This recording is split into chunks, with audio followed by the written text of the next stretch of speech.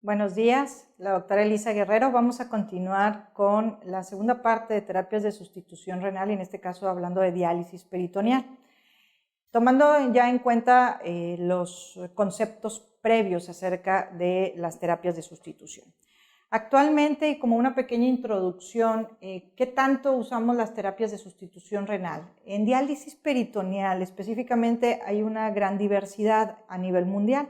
Estados Unidos prácticamente solo tiene un 20% de su población en terapia de sustitución renal con diálisis peritoneal. Y en México prácticamente tenemos el 80% de nuestros pacientes en diálisis peritoneal. La mayoría son en instituciones de salud pública y la mayoría es la modalidad que conocemos como diálisis peritoneal continua ambulatoria. Y aquí es solo un pequeño pastel en cómo está distribuido en los diferentes países. ¿Por qué utilizar la diálisis peritoneal? Pues tomando en cuenta como la membrana que podemos tener sintética en hemodiálisis, aquí no vamos a tener esta membrana sintética, vamos a utilizar nuestra membrana peritoneal. ¿Por qué utilizarla? Porque esta nos permite, tiene cierta distensibilidad que favorece a poder introducir de 2 a 3 litros de solución de diálisis, porque nos permite hacer un intercambio de la solución dializante aproximadamente cada 3 a 6 horas.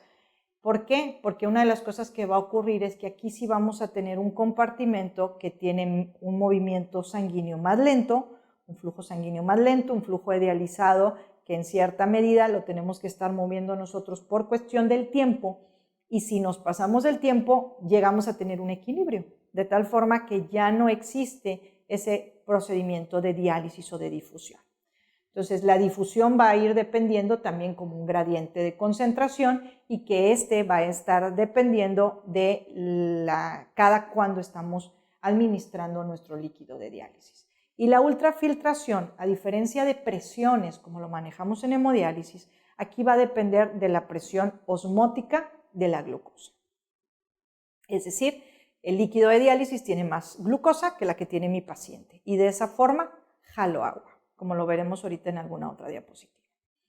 Entonces, la diálisis peritoneal nos va a permitir este transporte de solutos y de agua. Es como si lo quisiéramos ver, esta membrana como si fuera un tipo quesito, en el cual no va a permitir que pasen los eritrocitos, pero que nos va a permitir que pasen ciertas moléculas como la urea, el potasio, y que una de las cosas que no podemos evitar en diálisis peritoneal es que perdamos albúmina. A diferencia que teníamos una selectividad en hemodiálisis, en diálisis peritoneal no la vamos a tener, porque aquí sí podemos perder albúmina. Entonces, en este compartimento, en esta membrana, vamos a tener la sangre de los capilares peritoneales, que es lo que nos va a funcionar como el compartimento sanguíneo, y el líquido de diálisis, que va a estar del otro lado de la cavidad peritoneal o de la membrana peritoneal, ¿sí?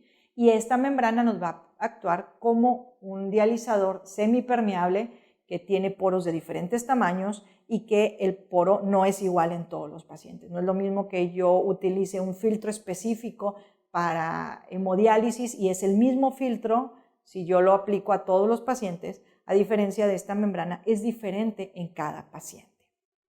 Entonces, los transportes los vamos a tener mediante difusión por diferencias de concentración, ultrafiltración por el cambio en la glucosa, la convección, que era lo que decíamos, cuando ocurre ese arrastre del agua, se lleva moléculas, que era el ejemplo que poníamos del metro. Y finalmente va a haber un mecanismo que existe en diálisis peritoneal que no nos gusta, que viene a ser la absorción, ¿sí? Ese mecanismo de absorción no nos gusta. ¿Por qué? Porque yo no quiero que absorba el paciente líquido de diálisis. Esto no lo vemos en hemodiálisis, en diálisis peritoneal sí. ¿Por qué? Porque tenemos ciertos linfáticos que se encuentran debajo del diafragma y que favorecen a absorber ese líquido de diálisis. Entonces es un mecanismo que no nos ayuda, pero que tenemos que pensarlo y tener en cuenta en nuestros pacientes de diálisis. Entonces, la membrana se considera que tiene 3 diferentes tipos de poros. Poros que les llamamos transcelulares, ultraporos, acuaporos, ¿sí? Los cuales son poros muy pequeños y que tienen un radio menor a 0.8 nanómetros y que solo va a dejar pasar agua, no va a pasar nada más. Poros pequeños que tienen un radio de 4 a 6 y que permiten pasar ciertas moléculas, urea, la creatinina, el sodio, el potasio. Y algunos poros mucho más grandes, que son mayor a 20 nanómetros, y definitivamente pasan macromoléculas. Y esa macromolécula que no nos gusta que pase es la albúmina, ¿sí? Entonces es algo que tenemos que tomar en cuenta en los pacientes. ¿Por qué insisto en esto? Porque el paciente va a perder proteína a través de la diálisis. Entonces el paciente en diálisis, dentro de su dieta, tiene que consumir más proteína que la que puede consumir el paciente en hemodiálisis. El mecanismo de difusión, tenemos nosotros nuestro catéter de diálisis en nuestro paciente, tiene que estar dirigido hacia la pelvis, y tenemos nuestro sistema de diálisis en Y con doble bolsa, la bolsa superior y la bolsa inferior. Y lo que va a permitir es introducir el líquido permanece de 4 a 6 horas en el abdomen del paciente, y mientras ahí permanece, lo que es la urea va a pasar del capilar de nuestro paciente hacia la cavidad peritoneal. Lo que es el potasio va a pasar de nuestro paciente a la cavidad peritoneal, y lo que es en parte bicarbonato, que está en el líquido de diálisis, va a pasar de nuestro paciente hacia el capilar de nuestro paciente. Y de esa forma mejorar la acidosis metabólica que tenemos en estos pacientes. La ultrafiltración, como mencionaba, depende de la concentración de glucosa, que es lo que más utilizamos. Hay bolsas que tienen aminoácidos, hay bolsas que tienen algunos otros solutos que permiten la ultrafiltración. La más económica y la que más se utiliza a nivel mundial es la glucosa. Entonces, en oscuro podemos ver el lado del líquido de diálisis y ahí tenemos moléculas de glucosa. Entonces, lo que va en cierta medida a ocurrir, el paciente obviamente también tiene glucosa en su sangre, pero en una menor concentración, de tal forma que lo que va a jalar es agua. Esa glucosa se tiene que diluir, de tal forma que el agua va a pasar del capilar del paciente hacia el compartimento de diálisis. ¿Cómo yo voy a saber esto? Si al paciente yo le pongo 2 litros de agua y a las 6 horas le saco el líquido, yo esperaría que saque 2,200, 2,300, 2,500 o 3 litros, dependiendo del exceso de líquido que tenga mi paciente en su organismo. Entonces, comparando un poquito más o regresando a las comparaciones con la hemodiálisis, porque será más fácil poderlo comprender, es que en la diálisis peritoneal no tenemos un filtro prefabricado, uno que nosotros dijimos mide tanto la membrana, tiene tanta superficie corporal, sino que esto depende de cada paciente, ¿sí?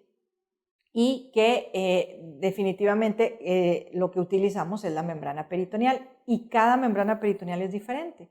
¿Cómo puedo yo saber cómo es cada membrana de mi paciente? Pues bueno, ya el nefrólogo se encargará de hacer ciertas pruebas, que le llamamos pruebas de equilibrio peritoneal, para ver cómo se comporta esa membrana, si es un transportador rápido o alto de urea, o si es un transportador bajo o lento de urea. Y de eso depende cómo voy a manejar la diálisis de mi paciente.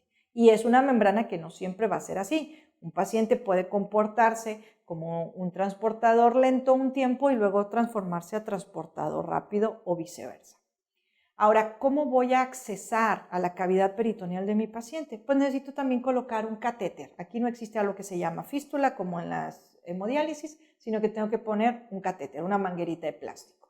El ideal es que esta manguerita de plástico, como la que tiene el paciente, permita una adecuada entrada y salida de líquido, que prácticamente drene todo el líquido, mi paciente no se quede con líquido antiguo, que tenga capacidad de no infectarse el sitio de salida, que no fugue líquido peritoneal, que no se formen hernias alrededor del catéter y que sea implantado en forma segura, ¿sí? Es decir, que el paciente no tenga el riesgo durante la cirugía al momento de colocar este tipo de catéter.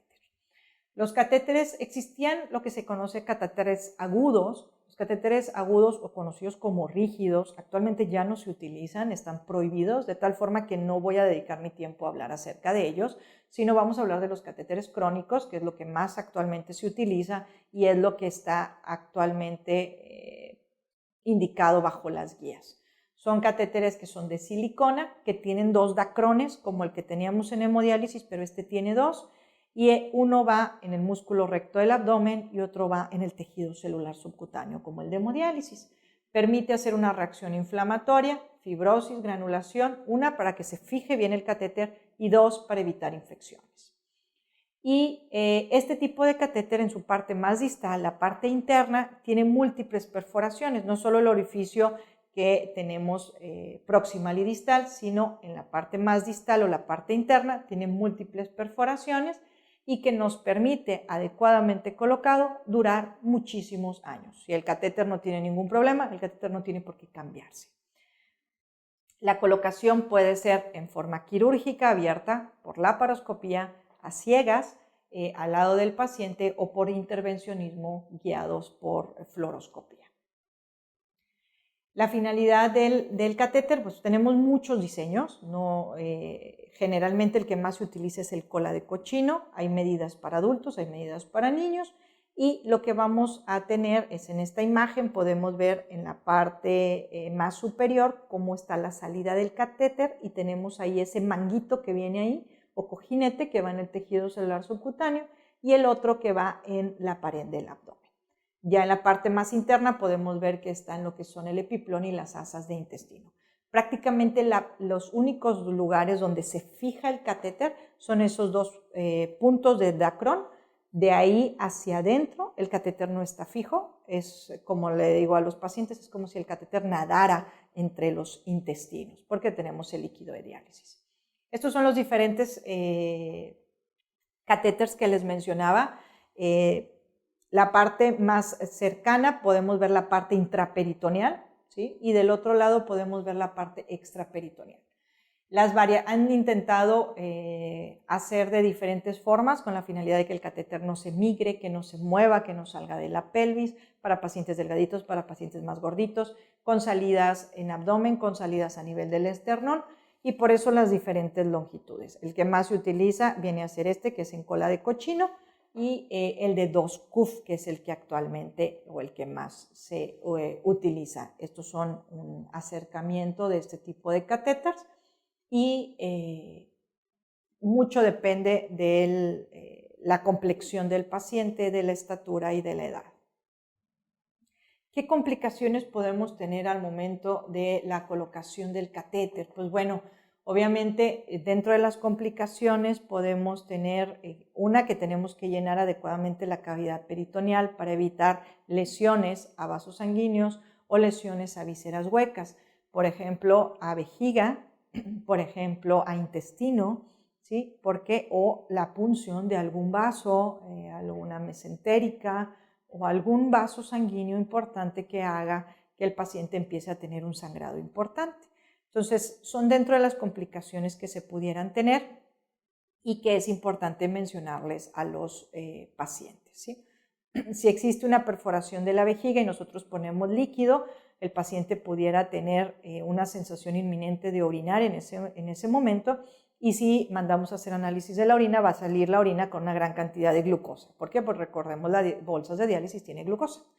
Por otro lado, si el catéter ingresa a intestino, pues obviamente el paciente va a tener una necesidad imperiosa de querer ir a evacuar y las heces pudieran ser totalmente líquidas y si las mandamos a analizar van a tener un gran contenido de glucosa. Eso significa que el líquido de diálisis está pasando directamente al intestino y que no va a cumplir la función que queremos. Por otro lado, si lesionamos algún vaso, una de las cosas que nos podemos dar cuenta son los cambios en la coloración de la bolsa. La colocación del catéter no se ha visto que una sea mejor que otra, esto depende de la experiencia de cada hospital que lo coloca. Se puede colocar en forma percutánea al lado del paciente, simplemente por anatomía. Se puede colocar directamente en quirófano, abierta o guiada por fluoroscopía, o se puede hacer por peritoneoscopía en los pacientes. ¿Qué ventajas o desventajas tienen cada una de ellas? La forma percutánea o al lado del paciente es la forma más rápida, es la forma más barata, pero que tenemos mayor probabilidad de lesionar una víscera hueca porque la estamos haciendo totalmente, es una técnica a ciegas. La técnica quirúrgica, pues bueno, es un poquito más costosa, ya ocupamos quirófano y obviamente el paciente tarda un poquito más en la recuperación, la herida es más grande. Y la laparoscopía es la técnica ideal, Obviamente se eleva mucho el costo simplemente porque estamos usando la laparoscopía, pero nos permite quitar bridas, si existen bridas a nivel del peritoneo por cirugías previas, etc. Entonces, la forma ideal sería la laparoscopía y a veces las limitaciones son los costos. Las formas percutáneas, ya sea ciegas o ya sea guiadas por fluoroscopía, son bastante buenas en personal capacitado y entrenado.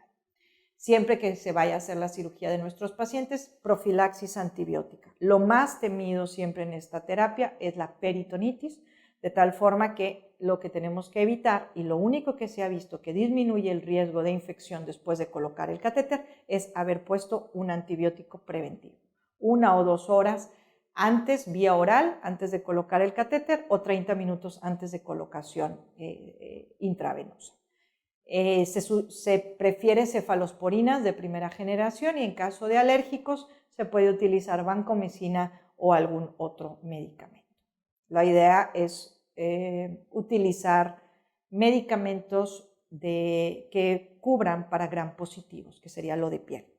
Las soluciones de diálisis generalmente son soluciones de plástico, vienen en un plástico bastante reforzado, son flexibles, son transparentes para poder ver las características, que la bolsa no esté sucia, que no tenga rupturas o algo más.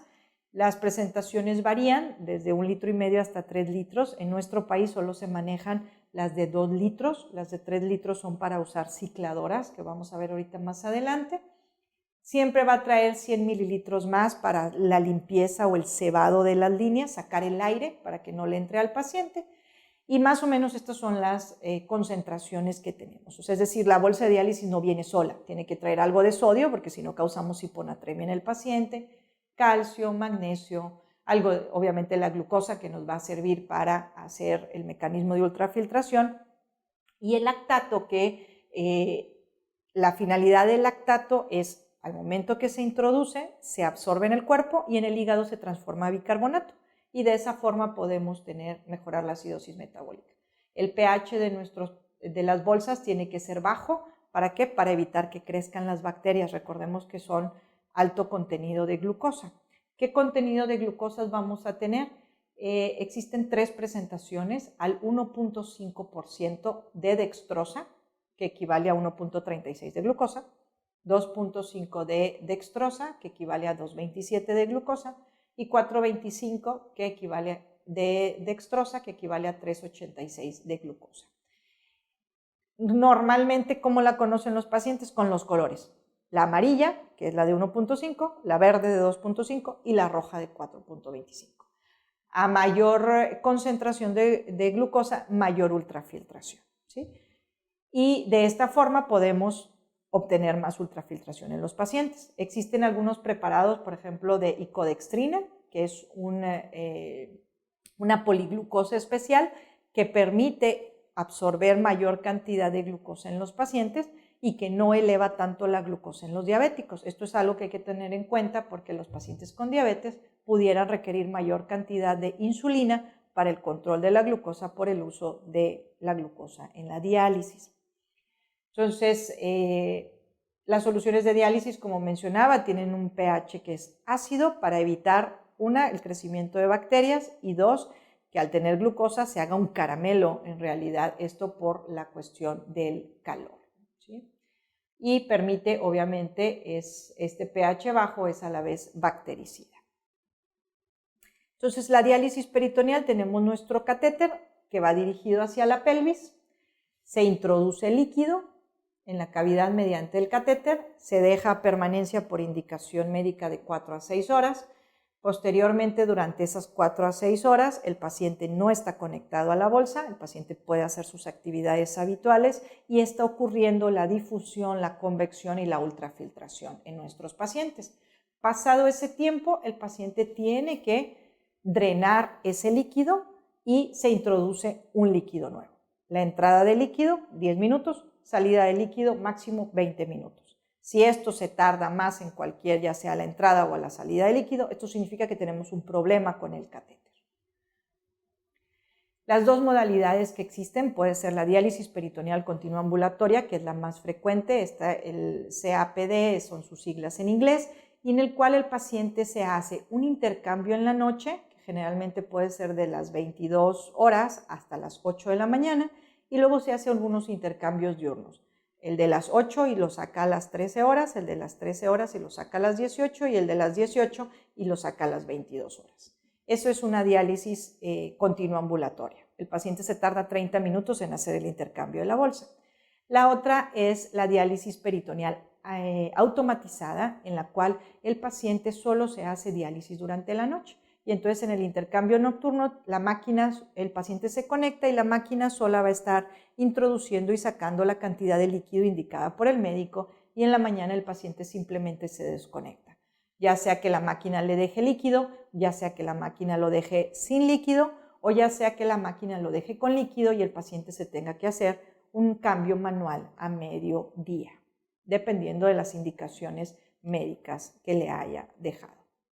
Y esta es la diálisis peritoneal automática. Actualmente se utiliza mucho, lo manejan mucho lo que son las instituciones públicas, dígase ISSSTE, IMSS, la SEDENA, en las cuales permite que el paciente tenga un poco más de libertad.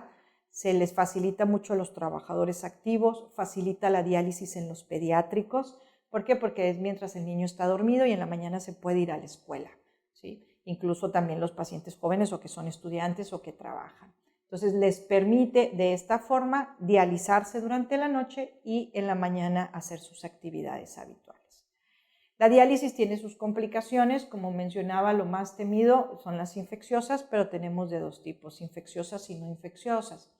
Dentro de las no infecciosas es que el catéter se tape, porque se forma fibrina, porque el paciente esté estreñido. La principal causa de falla del catéter es el estreñimiento. ¿Por qué? Porque cuando el intestino está sumamente lleno, lo que va a hacer es comprimir el catéter y no va a permitir, hace un efecto de válvula, deja que entre líquido, pero no permite que drene, porque tiene un sistema como de sifón. Entonces necesitamos que el paciente en diálisis evacúe diariamente. Podemos tener fugas de líquido, es decir, que a través del catéter el paciente esté eliminando líquido, o pudiera ser que el paciente, conforme va pasando el tiempo y el contacto de esta membrana peritoneal constante con la glucosa, hace que se vaya haciendo más grueso el peritoneo. Entre más gruesa esté la membrana, batalla más la urea para cruzar de un lado a otro. Y entonces ya esa membrana no es adecuada para hacer terapia de diálisis y el paciente lo tenemos que cambiar a hemodiálisis. O el paciente pudiera tener molestias al momento de infundir o introducir el catéter o al momento del drenaje, y hay que ver cuál es la causa por la cual tiene dolor, o está pasando el líquido muy rápido, o el líquido está muy frío, o el líquido está muy caliente, etc. Otras de las no infecciosas es, por ejemplo, el paciente con hipovolemia. Como mencionaba, el paciente puede tener, si yo pongo 2 litros, yo espero que saque más de los 2 litros. Hay pacientes que drenan mucha cantidad, hasta 3 litros, 3 litros y medio. Si el paciente no toma suficiente líquido y el paciente no tiene exceso de líquido, esto lo puede llevar a deshidratación e hipovolemia. Y esto puede ser una causa por la cual el paciente se presente en urgencias con estados de hipotensión o deshidratación. Por otro lado, podemos tener los pacientes con hipervolemia, en el cual el paciente se pone 2 litros y le sale 1 litro o le sale 1 litro y medio, y el paciente empieza a tener retención de líquidos. Puede ser por una falla del catéter o puede ser porque necesita una bolsa con mayor concentración de glucosa. Entonces es importante tomar eso en cuenta. Y por otro lado, y algo que ya mencionaba, es la hiperglicemia. Los pacientes en diálisis peritoneal generalmente tienen que estar utilizando insulina para poder tener un adecuado control de la glucosa. Si mi paciente tiene glucosas altas, tampoco voy a tener adecuada difusión. ¿Por qué? Porque en el líquido de diálisis tengo glucosa alta y el paciente glucosa alta. Entonces no va a existir ultrafiltración. Necesito que mi paciente tenga su glucosa adecuadamente controlada, no solo para hacer la difusión, sino para cuestiones, obviamente, del tratamiento y metas médicas. El paciente se puede desnutrir. De ahí la importancia de que el paciente tiene que consumir una mayor cantidad de proteínas. El paciente puede tener trastornos de los lípidos por el contenido de glucosa. Es factible que tengan problemas de colesterol o de triglicéridos. El paciente puede tener hernias, como lo podemos ver en la imagen, en diferentes sitios, para lo cual les recomendamos que los pacientes en diálisis peritoneal no carguen cosas pesadas, no carguen más de cosas que tengan más de 5 kilos, porque ya en sí el paciente va a estar cargando 2 litros en el abdomen, el aumento en la presión intraabdominal es mayor y se pueden formar hernias, ya sea en el sitio de la cirugía, en el sitio de las cirugías previas, hernias inguinales, hernias umbilicales. Y por otro lado, podemos tener datos de derrame pleural en los pacientes que empiezan a retener líquidos o aquellos que tienen comunicaciones peritoneo-pleurales. Le pongo el líquido en el peritoneo y el paciente, al estar acostado, por ejemplo, asciende el líquido hacia el tórax. ¿Por qué? Porque tienen esa comunicación entre las dos membranas, tanto el peritoneo como la pleural, y lo que tenemos que hacer en ese momento es cambiar de modalidad a nuestro paciente a hemodiálisis.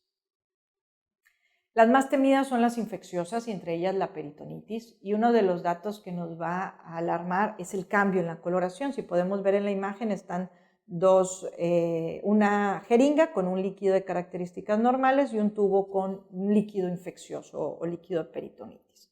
¿Cómo el paciente puede adquirir la peritonitis? A través del lumen del catéter, porque hizo una mala limpieza al momento de cambiarse la bolsa o al momento de cambiar la línea. A través del lumen, porque el paciente no se limpiaba bien el sitio donde sale el catéter y entonces se fue acumulando bacterias hasta que se formó una infección. Transmural, porque el paciente tuvo un cuadro de una gastroenteritis, perdió bacterias o las bacterias pasaron a través de la pared intestinal y llegaron al peritoneo. Vía hematógena, que es un poco más rara, pero la podemos tener, pacientes con pie diabético, pacientes que puedan tener una neumonía, puede vía hematógena viajar la bacteria y adherirse al peritoneo. ¿Por qué? Porque recordemos que en el peritoneo vamos a tener un líquido con alto contenido de glucosa, entonces las bacterias van a buscar ese sitio. Y otra vía de infección, en el caso de las mujeres, es la vía transvaginal. A diferencia de los hombres, la cavidad peritoneal no se comunica al exterior.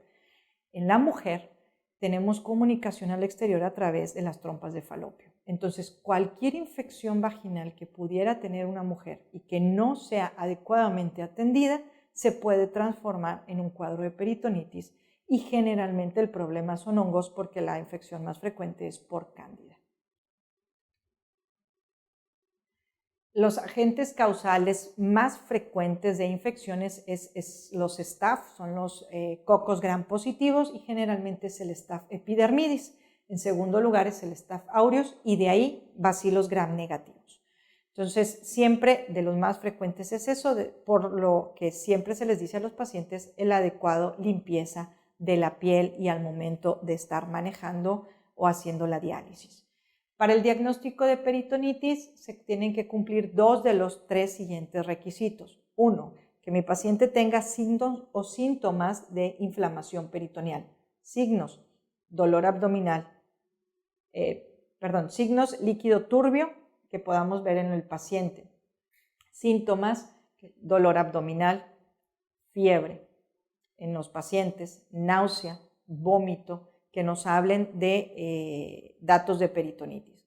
El paciente acude con el líquido turbio, se manda a analizar y en el citoquímico nos reportan que tenga más de 100 células, de las cuales el 50% son polimorfonucleares. Eso nos dice de un cuadro de peritonitis, secundario a estar haciendo diálisis peritoneal. Y el tercero es demostrar una bacteria por medio de un cultivo. El tener 2 de estos 3 criterios nos hacen el diagnóstico de peritonitis. ¿Y qué tratamiento tenemos que hacer en estos pacientes? Pues generalmente manejamos un tratamiento empírico mientras sale el resultado del cultivo. Inmediatamente empezamos el tratamiento, es un tratamiento que debe ser intraperitoneal y que cubra de primera intención gram positivos, dígase una cefalosporina de primera generación o en caso de los alérgicos alguna vancomicina y en caso para cubrir gram negativos una cefalosporina de tercera generación o en caso contrario un aminoglucósido. Entonces, uno de los datos importantes para prevenir este tipo de infecciones es decirle a los pacientes acerca de los cuidados del catéter. no estarse rascando el catéter, no estarse tironeando el catéter. Esto generalmente lo vemos un poquito más en los pacientes mayores o en pacientes pediátricos. No usar tijeras, hay pacientes que se ponen un montón de gasas y luego, como no se pueden quitar las gasas y se desesperan, usan tijeras y cortan el catéter. Entonces, no usar tijeras, no usar cremas cerca del sitio de salida, a menos que se les haya indicado, no baños de tina, no albercas. ¿Por qué? Porque las bacterias pueden entrar al sitio de salida. Baño diario, pareciera que es algo muy obvio, pero es algo que hay que mencionar. Baño diario y siempre mucho cuidado al momento de conectar y desconectar las bolsas de diálisis, que es el principal problema donde vamos a tener las infecciones. La diálisis peritoneal es un procedimiento ampliamente utilizado, evita tener que estar conectado a una máquina cierto tiempo, les permite a los pacientes un poquito más de libertad, como vemos aquí en la imagen, alguien que está ahí en su barco y se está dializando, o también nos permite, es una terapia tan noble que también en el caso de las mascotas se ha estado utilizando para mascotas con enfermedad renal y que les realizan incluso diálisis peritoneal. Entonces, es una terapia bastante noble en ese sentido. ¿Qué viene para el futuro? Hablando de terapias de sustitución renal. Pues para el futuro, una de las cosas, esto es una imagen ya antigua, que no es de aquí, es en Italia, uno de los principales doctores que ha estimulado las novedades en cuanto a las terapias de sustitución renal, que es el doctor Ronco. Y esta es una hemodiálisis para niños, ¿sí? Entonces es algo que no podíamos ver todavía y que en realidad todavía no podemos ver aquí en nuestro país, pero que es algo que viene y que probablemente podamos establecer pronto en nuestro país. Otro de los datos también de este mismo doctor es un paciente que se pudo estar haciendo una ultrafiltración sacada de líquido sin estar en una máquina de hemodiálisis. El paciente es como un chaleco en el cual utilizaba ciertos filtros y le permitían incluso estar en el jardín del hospital sin necesidad de estar directamente en unas áreas de hospital. Y bueno, aquí es una imagen que para que ustedes puedan valorarla. Esto es algo que ya está en avance en investigación, es lo que se conoce como el riñón artificial. Si alguna vez les preguntan sobre esto, ya existe en la Universidad de San Francisco, se está estudiando esto. Este año tiene un estudio que es en fase en animales y probablemente el próximo año empiece en seres humanos. Entonces, para más información sobre esto, es un pequeño dispositivo, tiene del tamaño de una taza de café y se conecta como si fuera un trasplante de riñón. Tiene una conexión para la arteria y la vena ilíaca y un sistema de desagüe que va a la vejiga. Es como si el paciente nuevamente volviera a orinar. Entonces, es algo bueno y que probablemente en próximos años pueda avanzarse. Si es que en la fase en animal esto funciona, seguramente va a continuar en fase humana. Esto sería todo por parte mía. Muchísimas gracias.